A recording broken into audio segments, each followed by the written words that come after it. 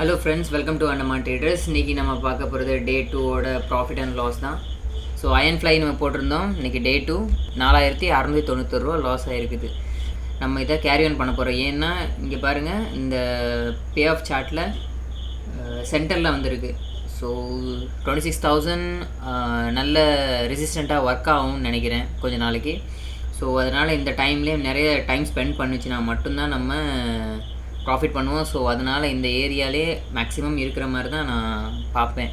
So சென்டர்லேயே இருக்கிறதுனால இந்த loss okay, நம்ம வெயிட் பண்ணி பார்க்கலாம் அப்படின்னு இந்த கேரி ஆன் பண்ண போகிறோம்.